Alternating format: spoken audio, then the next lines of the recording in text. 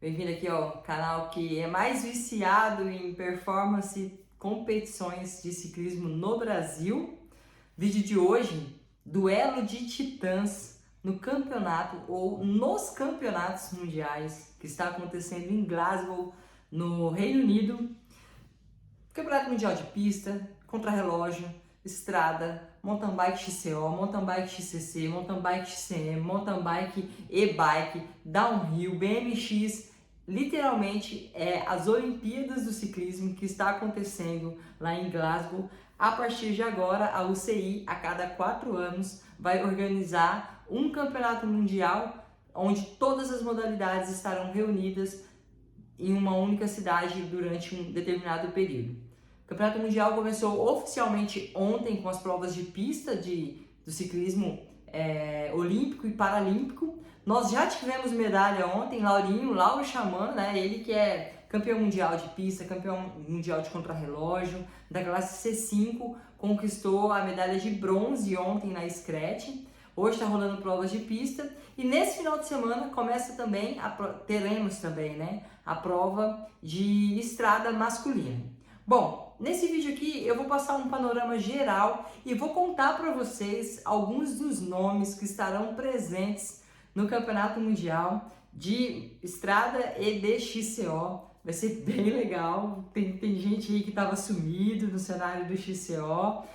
O fato de ser disputado no mesmo país e um período, né, intervalo entre uma prova e outra bem curto, propiciou que Mathieu Van Der Poel, depois do fiasco, digamos assim, ou da infelicidade que ele teve nos Jogos Olímpicos, na prova de mountain bike, onde ele não reconheceu o percurso oficial, né, não reconheceu o percurso minutos antes da largada e foi surpreendido por um salto que tinham tirado a rampa, sofreu uma queda feia, uma lesão, passou por um longo período de tratamento. Diversas vezes ele falava que estava sentindo dores ainda decorrentes daquela queda. Então, depois ele não correu nenhuma etapa mais de Copa do Mundo. Mathieu Van Der Poel vai estar na prova de XCO e também na prova de estrada. Ó, já tô dando spoiler aqui para vocês. Vamos seguinte, eu organizei tudinho para passar aqui para você, tá? Vamos organizar, vamos colocar ordem na casa para que eu possa passar para vocês datas das provas e os principais favoritos em cada uma dessas provas que eu vou trazer aqui. Eu vou me prender mais à categoria Elite, a gente tem representantes lá no Mountain Bike XCO, no Sub-23, na Júnior, a gente tem também no ciclismo de estrada, no Sub-23 e na Elite, mas eu vou me prender mais à Elite, porque senão o vídeo a gente vai ficar com mais de 1 hora aí se brincar, tá bom? Vamos lá então, e aí eu vou também seguir uma ordem cronológica, tá? Eu vou começar aqui pela prova do ciclismo de estrada masculino, porque começa nesse domingo já. E aí eu vou passando, depois eu vou para a prova de estrada, eu vou para as provas de mountain bike e trago as provas femininas de ciclismo de estrada novamente, que praticamente encerra esse campeonato mundial lá em Glasgow. Bom, seguinte, ó, prova masculina, ela vai ser disputada nesse domingo, um percurso de 257 quilômetros, desafiador. Os pilotos irão percorrer 120, eles vão largar numa cidade próxima a Glasgow, vão percorrer 120 quilômetros até entrar na cidade de Glasgow. Chegando em Glasgow, eles vão entrar dentro de um circuito de mais ou menos 14 quilômetros. E eles darão 10 voltas nesse circuito de 14 quilômetros. Só que tem um detalhe, não é qualquer circuito. Essa prova do ciclismo de estrada, ela vai ser muito, muito técnica. O circuito dentro da cidade, ele praticamente não tem retas, que você consegue ver longe, porque tem mais ou menos 40 curvas ou cotovelos, constantes acelerações, subida íngreme com até 10% de inclinação, tudo isso dentro de um percurso de 13 quilômetros lá em Glasgow, na prova de ciclismo de estrada masculina. Subidas íngremes, paralelepípedo, circuito estreito, o que vai exigir que os favoritos tenham uma equipe muito forte para posicionar eles na frente, Porque quando o circuito é muito estreito, o pelotão fica muito esticado. E aí o que acontece? Pelotão esticado, você não sabe o que está acontecendo lá na frente. Movimentação lá da frente, e aí para você escalar o pelotão é difícil, porque é tudo muito estreito também. E tem mais um detalhe, ainda pode chover no domingo, para dar mais emoção para a prova de ciclismo de estrada masculina que vai acontecer. Quem são os favoritos? Quem são os favoritos para domingo na prova de estrada? Os belgas Remco Evenepoel e Wout van Aert. Mathieu van der Poel, holandês, né? o fenômeno, Pogacar, Mohoric, Mads Pedersen, e aí tem o Casper Asgreen, tem até o Julian Alaphilippe, tem alguns outros ali. A prova de estrada, ela é... Porque o que acontece? Vou abrir uma aspa aqui, pessoal. Principalmente no mountain bike, acontece muitas vezes de um atleta, ele não tá tendo grandes resultados na temporada e ele, de repente, ganha o campeonato mundial, né? Por quê? Porque ele focou especificamente a prova do campeonato mundial. E aí também tem a questão, assim como na estrada, mas no XCO ainda mais, tem a pista que influencia muito. Um exemplo bem clássico que eu vou trazer para vocês aqui é o da Suíça, Jolanda Neff, que ela não estava tendo grandes resultados, e na verdade já não teve mais, né, grandes resultados, até a Olimpíada de Tóquio em 2021, e aí ela simplesmente passeou nas Olimpíadas. Por quê? Ela focou especificamente, os últimos 2 anos antes das Olimpíadas, ela não teve assim, grandes performances e consequentemente grandes resultados nas Copas do Mundo de XCO. Mas a pista de Tóquio era muito técnica, e a gente sabe que a Jolanda Neff, o Nino, eles são pilotos assim que nasceram para quando eles estão numa pista de XCO técnica, eles flutuam e conseguem se destacar mais. Então ela focou tudo que ela podia nas Olimpíadas, a pista favorecia muito aquela performance dela e ela literalmente largou, assumiu a ponta e ganhou a corrida. Depois de Tóquio ela já não ganhou muita coisa mais. No ciclismo de estrada é um pouco diferente. Óbvio que o percurso no qual esses pilotos, esses atletas vão percorrer, vai selecionar, né? Se tiver uma subida longa, vai ser os atletas que têm mais predisposição para subidas longas e os sprinters vão sofrer mais, né? Esse percurso lá é muito seletivo. Ele aparentemente parece, se você olhar assim as subidas, não é tão, mas ele é muito seletivo. Para vocês terem uma noção, a prova vai ter 271 quilômetros com 3.570 de subida acumulada e todas essas dificuldades que eu acabei de falar para vocês na prova de estrada. Subida, chuva, paralelepípedos, constantes acelerações. Então, voltando aos favoritos. O Remco Evenepoel, Pogacar, Wout van Aert, Mohoric, Casper Asgreen, Julian Alaphilippe, Mads Pedersen e Mathieu van der Poel. Na minha opinião, agora eu vou dar meu parecer aqui. Eu acho que o Pogacar não tem assim muitas chances. O Pogacar, ele é um cara que tem muita fome de vitória. E esse nível de dificuldade para ele favorece. Só que o Pogacar, ele já passou do ponto na temporada. Ele ganhou tudo que ele podia nas clássicas, ele foi pro Tour de France, empenou no Tour de France, se recuperou ali na última etapa, finalizou o Tour de France ganhando a última etapa, mas que na minha opinião não é assim que ele estava super bem que ele ganhou aquela última etapa. Confesso que eu senti falta do Vingegaard atacar o Pogacar naquela etapa, antes, né, da chegada, atacar na subida para ver se conseguia, não na última etapa, na penúltima etapa, me desculpe, porque a última etapa foi Paris e foi para sprinter. Mas na penúltima etapa que o Pogacar ganhou, o Vingegaard poderia ter tentado atacar antes, mas o Vingegaard tem as suas estratégias, ele é muito conservador e não tentou. Aquela vitória do Pogacar lá na penúltima etapa do Tour de France, na minha opinião, não mascara a sua forma física. Eu acho que ele ele vai ali mais para cumprir tabela, vai se divertir na prova e tal, mas eu não acredito que ele tenha grandes possibilidades de vitória. Na minha opinião, o Mathieu van der Poel, ele teve um Tour de France bem abaixo do que se esperava dele. Durante o Tour de France ele falou que estava doente.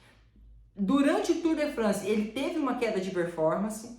A gente viu nas primeiras etapas ele fazendo o lead-out pro sprinter dele, que era o Jasper Philipsen, e ele assim dominava o pelotão nos últimos 3 km. Ele ia costurando e deixava o Jasper Philipsen lá na frente. Já nas últimas etapas que o Philipsen precisou do Van der Poel, ele já não estava tão contundente mais, as suas ações no pelotão já não estavam tão contundentes mais. Isso não é uma crítica, é um comentário. Por quê? Porque essa situação de não estar mais tão potente pode ser decorrente do problema de saúde que ele teve durante o Tour. Guerreiro pra caraca, finalizou o Tour doente. Mas, acho eu, pouco tempo, a gente tá falando de 2 semanas e meia praticamente, pouco tempo de recuperação para ele atingir um pico de forma para um campeonato mundial, tá? O Mads Pedersen e o Mohoric, eles estão muito bem fisicamente, mas eles vão precisar de equipe. Só que eles não têm uma equipe tão poderosa assim para trabalhar para eles. O Mohoric tem o Pogacar, o Mohoric é esloveno, o Mohoric tem o Pogacar, é um puta de um gregário, se eles se ajudarem, eu acredito que pode acontecer. Favoritaço, na minha opinião, Remco Evenepoel. O moleque tem sede de vitória, ele tá em boa forma física, inclusive ele tá se preparando, né, pra Vuelta. Ele não gastou tudo que ele tinha para gastar na Vuelta, tá? Na Vuelta não, no Giro, então ele tem bala na agulha para queimar. Outro favoritaço, Wout van Aert. E aí tem um detalhe, os dois são belgas. Então, nessa disputa, o Wout van Aert, ele é mais favorito do que o Remco. Por quê? Porque é um percurso muito técnico. Algumas pessoas até falam que é como se fosse um cyclocross, porque o cyclocross tem muitas acelerações, né? O tempo inteiro, fechadas de curva, que eles desclipam até para fazer as curvas e tal. Então, não por menos que Wout van Aert e Mathieu Van Der Poel são os favoritos. Uma pena, Tom Pidcock não participar dessa prova no domingo, porque ele era o cara também a ser batido no domingo. Os críticos, os analistas internacionais deixaram bem claro que a pista, diante de todos esses nomes que eu falei para vocês, a pista é totalmente a cara do Pidcock. Mas o Pidcock também vai correr a prova de mountain bike. Eu estou falando também porque o Mathieu Van Der Poel também vai correr a prova de mountain bike. São 6 dias de intervalo da prova de estrada para a prova de XCO. O Pidcock optou por não correr a prova de estrada. O Mathieu Van Der Poel vai correr as duas. O Pidcock vai correr só o mountain bike. Ele está absolutamente focado no mountain bike. Aí também vocês já podem tirar que a pista pode favorecer ele. Porque se a pista não fosse favorável, a pista de XCO não fosse favorável para o Pidcock, ele não estaria focando apenas no mountain bike. Panorama geral da prova de estrada, vamos então para as provas de mountain bike, pessoal. Provas de mountain bike, eu estou indo na ordem cronológica, tá bom? Lembra que eu falei, começamos pelos homens, agora eu vou aqui nas provas de mountain bike e depois eu volto para a prova de estrada feminina, que tem um chicote estralando sinistro lá também. As provas de mountain bike vão ocorrer domingo, dia 6, XCM. Teremos Henrique Avancini correndo XCM. Domingo, dia 6. Ele que já foi campeão mundial de XCM, tá? No dia 8, teremos a classificação para o XCC. Tem uma seletiva. Classificou para o XCC, no dia 10 é a final do XCC, certo? Dia 10 também começa as provas de XCO. Na Júnior e na Sub-23 é o dia 11 e o dia 12 é a Elite. Masculino e feminino tudo ocorrendo nos mesmos dias. Deixa eu só fechar uma coisinha ali na prova de estrada masculina, para mim não deixar passar, eu não posso deixar passar. Teremos representante na prova de estrada masculina. Na Elite a gente vai ter o Nicolas César largando. E na Sub-23 a gente vai ter o Vinícius Rangel, tá? Voltamos agora para o mountain bike. Então, no dia 10, Júnior XCO, no dia 11, Sub-23 XCO, no dia 12, Elite XCO. Pista. Não consegui muitos detalhes da pista para trazer para vocês, se vai ser mais técnico, se vai ser mais físico, eu não consegui esses detalhes. O detalhe que eu consegui da pista é quem montou essa pista de XCO lá em Glasgow foi o mesmo, digamos, engenheiro e arquiteto que montou a pista de XCO aqui no Rio. Eu não sei se vocês sabem, mas existem pessoas especializadas nisso.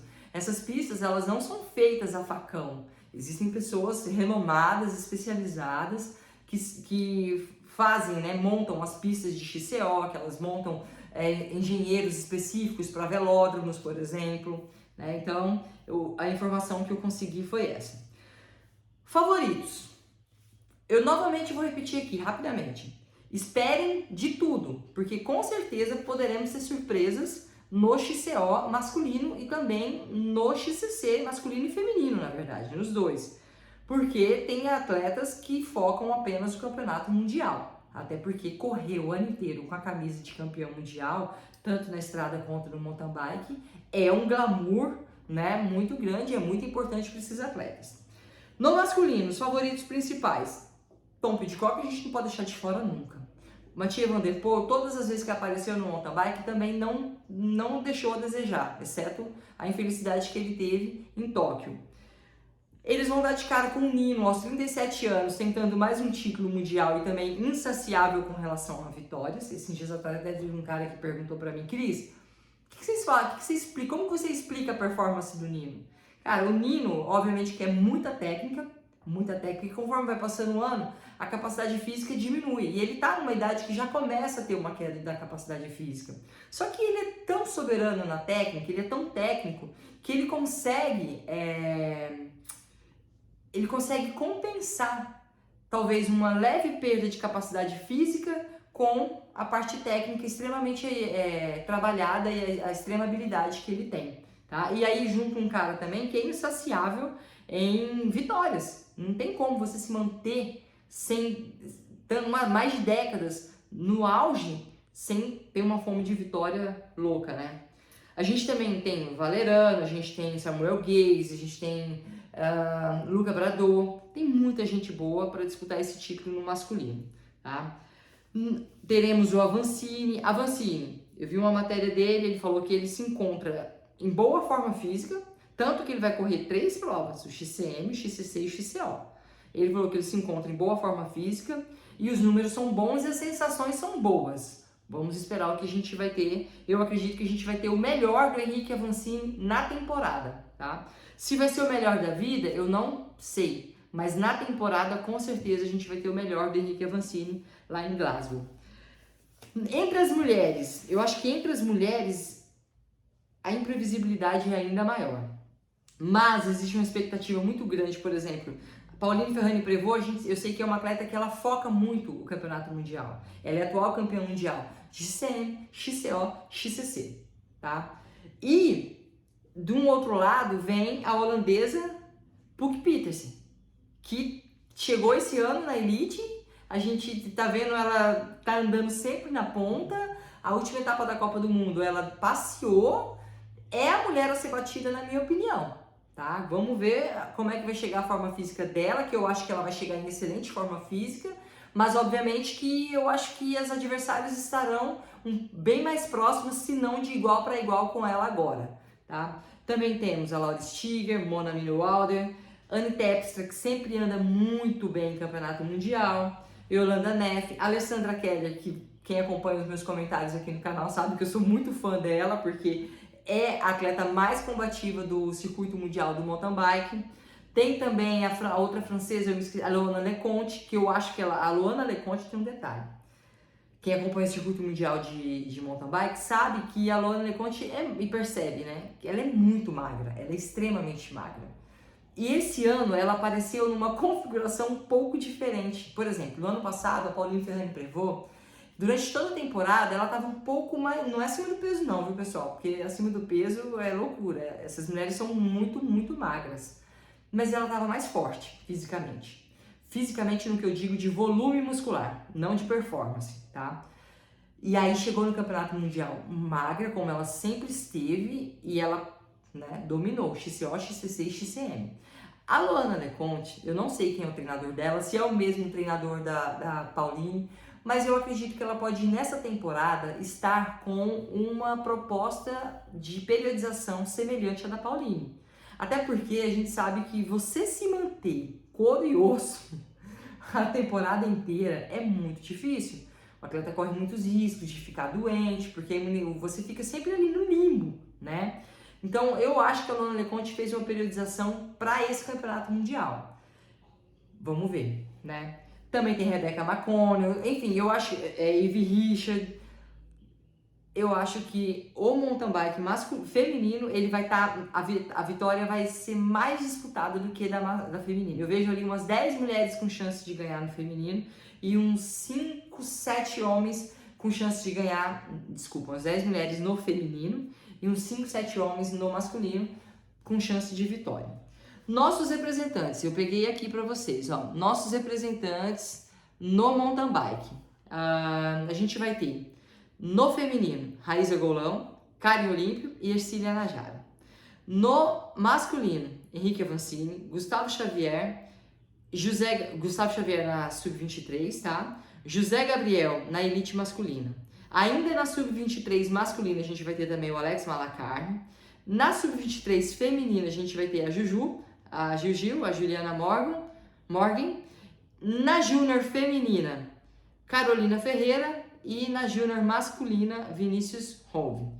Pode ser que tenha algum outro atleta largando, eu não consultei a quantidade de vagas que o Brasil tinha, porque às vezes o Brasil pode ter mais vagas, só que não está levando todos para preencher essas vagas. E aí, eventualmente, algum atleta pode bancar a sua viagem e correr. O mountain bike no Mundial ele é diferente da Copa do Mundo. Geralmente na Copa do Mundo você se inscreve e você corre. No Mundial é vaga por país, então tem que ver isso daí. Se tiver alguém lá no Mundial que eu não falei o nome aqui, vocês já sabem que é porque não foi convocado. Esse atleta, ele bancou a própria viagem. Um exemplo disso, a gente tem 3 atletas júniors correndo o Mundial de estrada, só que eles se bancaram. Eles não foram convocados, por isso que os nomes deles não estão no site da CBC, tá bom?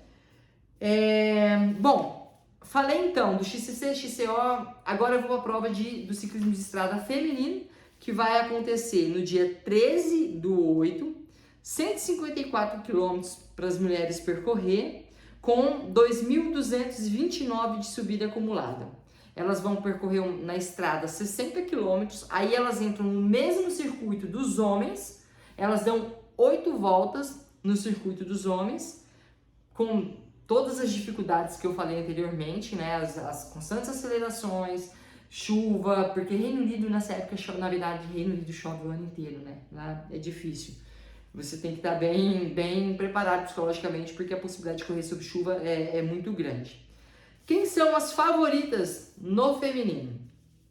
Gente, é impossível a gente montar um start list no ciclismo de estrada feminino hoje e principalmente agora que a gente está uma semana, que acabou de acabar o Tour de France Femme, a gente tem mais uma semana para a prova de estrada feminina, então são 15 dias. Inclusive, um detalhe, a prova de estrada feminina, ela geralmente abre, né? E o masculino fecha.